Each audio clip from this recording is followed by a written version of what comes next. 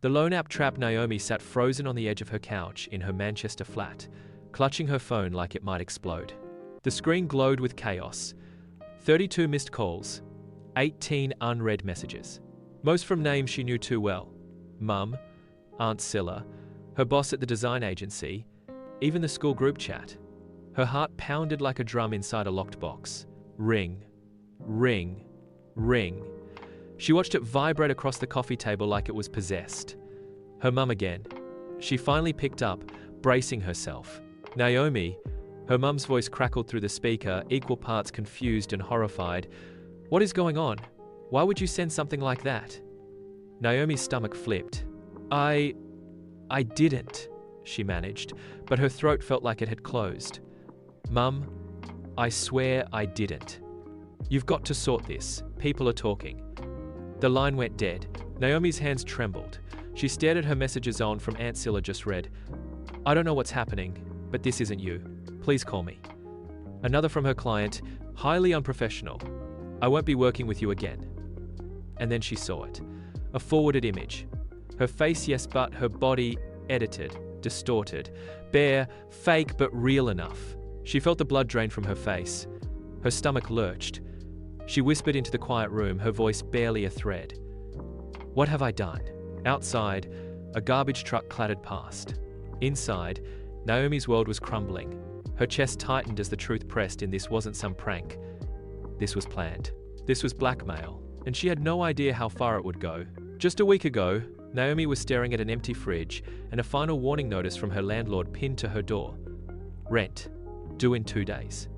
Freelance clients? Still processing payments. Groceries? A carton of oat milk, a lemon, and a jar of salsa, none of which qualified as a meal. She opened her banking app and winced. 4.17. Her fingers hovered over her keyboard. She searched Quick Loans UK, no credit check. That's when she saw the ad on Facebook. Instant cash, no credit check, no stress. Click to apply. She hesitated just for a second, then clicked. The website looked legit, maybe a bit too bright, too many exclamation marks, but it asked for simple things. Name, phone number, ID. Naomi filled in the form with shaking hands, her reflection ghosting back from the laptop screen. Approved, £200. Sent in 10 minutes. Just like that, her phone pinged with a deposit. She stared at the number in her banking app like it was a miracle. For a moment, she actually smiled. Okay, she muttered, crisis dodged. She didn't question it. Not then. Yes, the terms were a bit wild, £200, loan, £80 repayment in 3 days, plus 10 daily interest after. But she told herself she'd pay it off before that. What choice did she have? She bought groceries, paid part of her rent, and even ordered a coffee the next morning. The weight in her chest lifted slightly, but behind that relief, something darker had already begun. She didn't know she'd just invited strangers into her phone, her photos, her contacts, her life. And they weren't there to help. They were waiting. The first red flag wasn't waving yet, was practically screaming. Naomi opened the loan app to check repayment details. A pop-up appeared. To continue, allow access to contacts, media, and location. She paused. Her thumb hovered over deny. But then she thought, maybe it's just for ID verification. She needed that money to stay. Returning it now wasn't an option. She tapped accept. Instantly, the app flickered and reloaded. It now had access to her contact list of number, every name, her photos, her current location, even her call logs. She scrolled to the terms, conditions, a wall of legal text, no spaces, all caps. A single paragraph mentioned they may collect limited user data to protect from fraud. Limited, she muttered. Right. Still, she shrugged it off. The £200 was already sitting in her account. It felt like victory. She told herself, just a few days, I'll repay and delete the app. Easy. But over the next 48 hours, the app kept sending her notifications. Don't forget, late payments incur additional fees. Invite friends and earn a discount. Rate us 5 stars for priority loans. The tone was pushy, almost aggressive. Naomi started to feel uneasy. She Googled the app name. The search results weren't comforting. Scam? Beware this loan app blackmails users. They accessed my phone and leaked photos. Her stomach flipped. She clicked through a forum. The stories were eerily similar: quick loans, sky-high repayments, And then, threats. She locked her phone and took a shaky breath. No, that won't happen to me. She told herself it was just internet drama, that she'd delete it soon, repay, forget it ever happened. But the app had already gotten what it wanted. Now, it was just waiting to collect. The next morning, Naomi blinked awake to the sharp ping of a notification. Loanflex alert. Repay £200, yam £80 in 24 hours or face consequences. Her stomach sank. 80? That's 40% interest in one day? She hadn't seen anything about that when she applied. She quickly tapped through the app looking for a customer support chat or number. Nothing. She clicked help and was redirected to a blank page. She typed an email to the address listed in the footer. Please clarify the extra charges. I'm trying to repay but need a breakdown. No reply. 15 minutes later, another notification. Non-payment equals escalation. You have 23 hours. She began to panic. Her bank balance couldn't handle 280. She could maybe stretch to repay the £200, but that fee, not without skipping rent. She tried messaging them again. Nothing. No chat support. No working number. No one behind the curtain. She paced her flat, biting her lip. This wasn't just a high-interest loan, it was starting to feel like something darker. Her chest tightened as she checked the permissions again. Contacts, gallery, location. They had everything. And suddenly, she realized that or else might not just mean a late fee. It might mean something personal. Naomi's phone buzzed again. This time, it was her aunt. Naomi, what is this? Why would you send something like that? Confused, she tapped the image. Her breath caught. It was a photo of her face, her hair, even her necklace, but the body wasn't hers. She was edited to appear completely nude. Beneath the photo, a chilling message. She owes us. If she doesn't pay, more goes out. Naomi's blood turned to ice. She opened her messaging app. More notifications. One from her university classmate, one from a former boss, one from her old church group chat. They'd sent it to everyone. She dropped the phone. Heart hammering, she sank to the floor, gasping like she'd been punched. Tears burned in her eyes, but the horror was too sharp to let them fall. How did they get that photo? When did they? Then she remembered. That selfie she took in her dressing gown the day before. Harmless. Still in her gallery. A knout twisted. Her contacts. That accessed her entire life. She curled into herself on the floor. This wasn't just debt collection, it was psychological warfare. And she was losing. Naomi locked her flat door and slid down behind it, heart thudding in her chest like a war drum.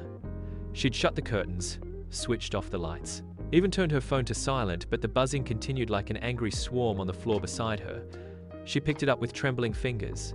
Another text. We told you, pay up or we ruin you. She opened the app, trying to delete it. Nothing. It wouldn't uninstall. App is in use. She swiped through settings, permissions blocked everything. Still, the app was running in the background, smiling like a devil in her phone. She stared at her reflection in the black screen.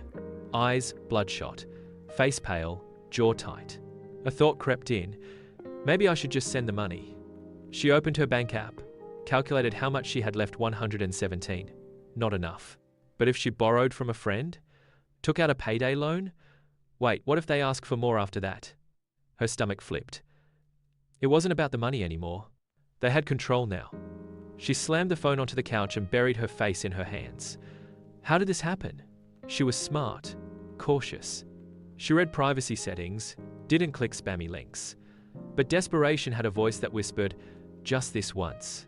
Now, her name, her face, her body was out there, being used like a threat. She felt dirty, powerless, exposed. Shame curled around her like smoke, not just for the photo, but for trusting strangers with too much, for being too afraid to ask someone for help, for not reading the fine print that traded her dignity for £200. The buzzing continued, and she sat in the dark, alone and silent. Naomi sat cross-legged on the living room floor, laptop balanced on her knees. The curtains were still drawn, but something in her had begun to stir, something just barely stronger than fear. She typed, loan app Blackmail UK. Hundreds of results, blog posts, news articles, Reddit threads. She clicked on one titled, They Sent My Nude Photo to My Mum. Her eyes widened as she read line after line that mirrored her story. Loan apps demanding outrageous repayments. Fake nudes. Threats to family.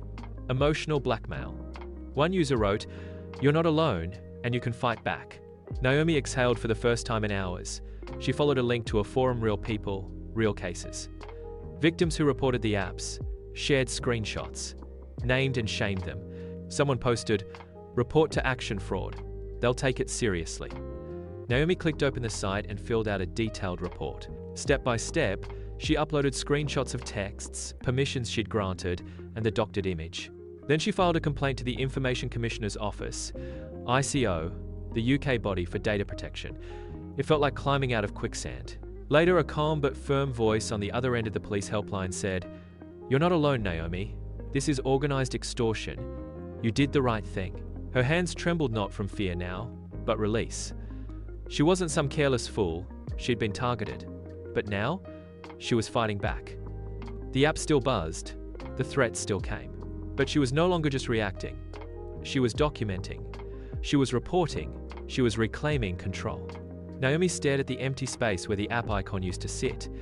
With the help of an IT specialist and some emotional support from an online group, she'd finally scrubbed it from her phone. Her number was changed. Her social media was wiped and reset. She was in digital witness protection, self-imposed.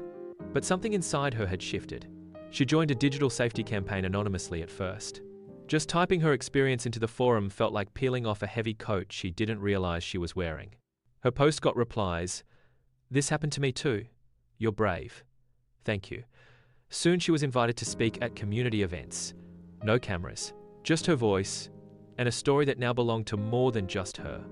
She met other students, mothers, professionals who'd all been manipulated through shame and tech. They shared recovery tips, digital hygiene practices, even template reports for action fraud.